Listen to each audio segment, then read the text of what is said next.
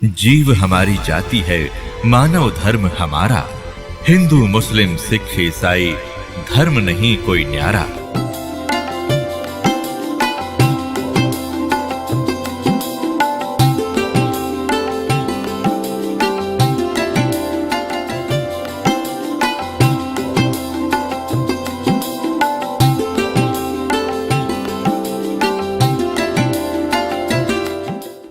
तो जो प्रसंग चल रहा था कि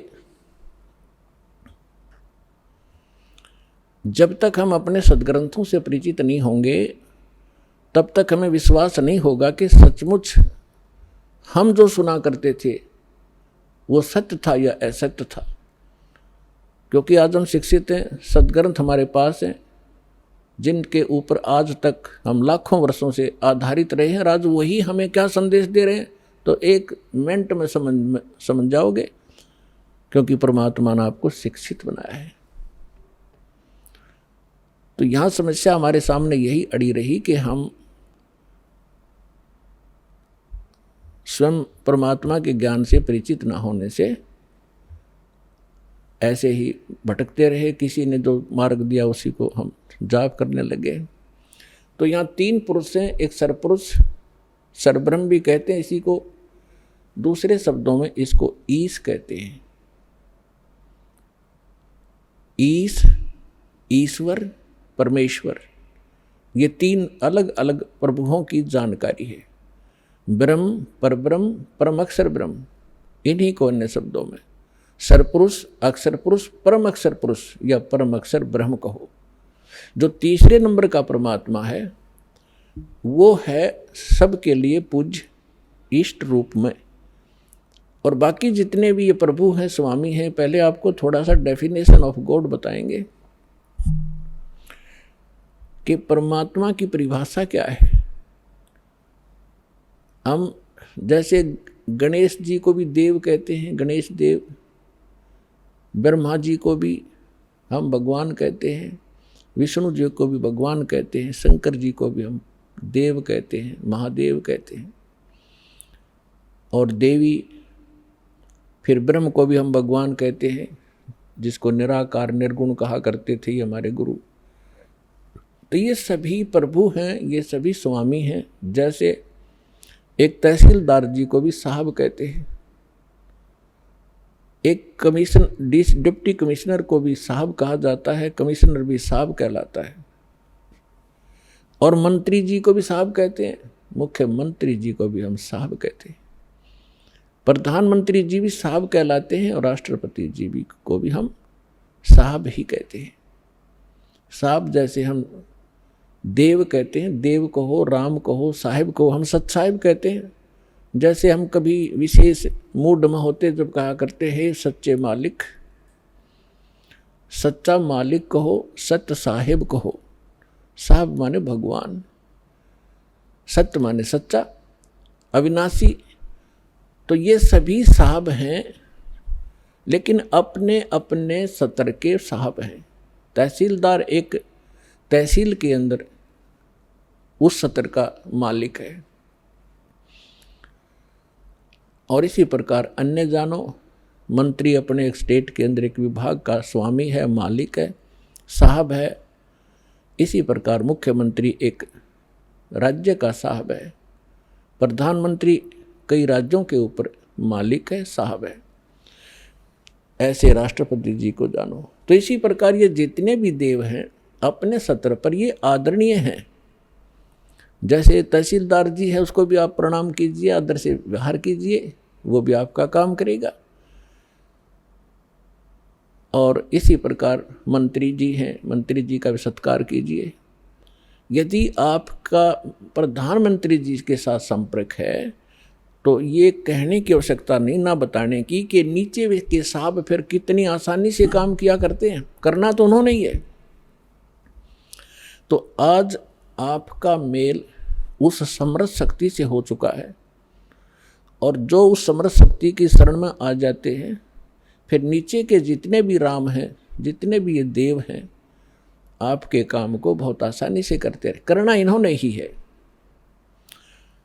क्योंकि यहाँ की एक व्यवस्था बना रखी है। जैसे आपको सबसे पहले या मंत्र जो दिए जाते हैं वो उन्हीं साहबों के दिए जाते हैं। इस स्टेट के साहब हैं ये। इसके साथ साथ आपको उस परम पिता परमात्मा की भी भक्ति दी जाती है, जिसके साथ होने से ये साहब आपको बहुत आसानी से लाभ देते हैं। इनके ये मूल मंत्र हैं, ये इनकी पूजा नहीं है। यहाँ भ्रमित कर देते हैं ये सिर्फ कुछ जो 100, 200, 1000, 2000 को पीछे लगा रहे हैं नकली संत, और विशेषकर ये कबीरपंथी या राधा स्वामी धन धन सतगुरु वाले, ये क्या भ्रमित करते हैं कि देखो ये तो देवताओं की पूजा कराता है, ये तो प्रथम मंत्र ही देवताओं के देता है, और बात करता सतलोक और सचखंड की। तो इसलिए प्रत्येक सत्संग में हम नहीं बता पाते, क्योंकि पूरे वर्ष के अंदर हमने सिलेबस कवर करना होता है। तो कभी कभी किसी ना किसी सत्संग में हम अवश्य सुनाते हैं, इस तरह की एक विवेचन देते हैं। तो वो हमारी सीडी बनी होती है, उनको आप ले जाइए, बहुत सस्ते में यहाँ मिलती हैं आपको। ये तनमोल वचन है, आपके बालकों के भी काम आएगा, आपके भी काम आएगा।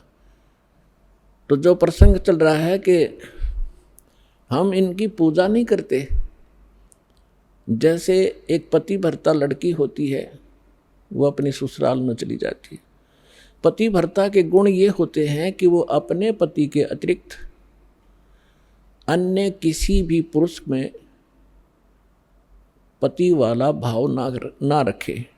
लेकिन उस पतिव्रता का ये अर्थ नहीं है कि वो किसी पुरुष की ओर देखे नहीं, या किसी को प्रणाम नहीं करे, या किसी का सत्कार नहीं करे।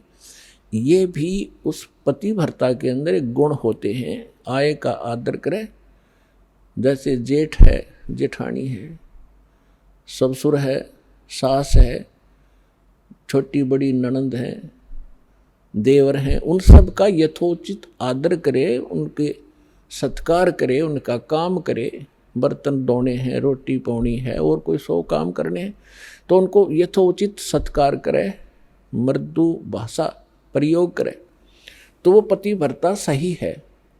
और दूसरे शब्दों में वो पतिव्रता ठीक है, अपने पति के अतिरिक्त अन्य से 16 माथे ना बोले, तो वह पतिव्रता नहीं, वह कड़ियारी है, क्योंकि वो सारे घर में झगड़ा करवा देगी। तो इसलिए हम भगत भी तभी होंगे और पतिव्रता पद पर तभी चलेंगे जब हम सभी जितनी भी शक्तियां हैं उनका यथोचित आदर करेंगे। तो वो पतिव्रता पत्नी जब लड़की अपने सह परिवार में रहती है, ज्वाइंट फैमिली में, तो तब तक वो इतना अच्छा व्यवहार करती है, सबके साथ मेल रखती है, देवर के बच्चों को भी अपने जैसा समझती है, जेठ के बच्चों को भी अपने जैसा समझती है। उनको ऐसा नहीं लगता कि जैसे हम पराये से हों। तो लेकिन उसका जो भाव है अंदर से, वो अपने पति के साथ होता है। और उसका पता उसको तब चलेगा जब वो डिवाइड होंगे, भिन्न भिन्न होंगे भाई, तो तब पता चलेगा उसकी आस्था किसमें थी। अपने हिस्से के सारे कटोरी गिलास चम्मच तक उठा ले जाएगी, अपने मकान में धर लेगी, एक चम्मच भी ना छोड़ है दूसरों की ओर, और अपने पति के साथ चली जाती है। तो उस समय उस पतिव्रता का पता चला वह पूजा किसकी करे थी। तो इसी प्रकार हम यहाँ एक सह परिवार है हमारा, ये ब्रह्मा विष्णु महेश, ये देव हैं और यहाँ के अधिकारी हैं। ये एक विभागीय मिनिस्टर हैं इस एक ब्रह्मांड के अंदर। ब्रह्मा जी रजोगुण विभाग के, विष्णु जी सतोगुण विभाग के, और शंकर जी तमोगुण विभाग के। और इन अन्य जो देव हैं जैसे गणेश जी हैं, दुर्गा जी है, इनके भी हमारे इस अध्यात्म मार्ग में बहुत सहयोग है। आप सुन रहे थे जगत गुरु तत्वदर्शी संत रामपाल जी महाराज जी के मंगल प्रवचन। अधिक जानकारी के लिए विजिट कीजिए हमारी वेबसाइट www.jagatgururampalji.org। संत रामपाल जी महाराज जी के शुभ आशीर्वाद से पूरे विश्व भर में 500 से भी ज्यादा नाम दीक्षा केंद्र हैं, जिन पर संत रामपाल जी महाराज जी द्वारा ऑनलाइन निशुल्क नाम दीक्षा दी जा रही है। अपने नजदीकी नाम दीक्षा केंद्र का पता करने के लिए संपर्क करें 8222880541।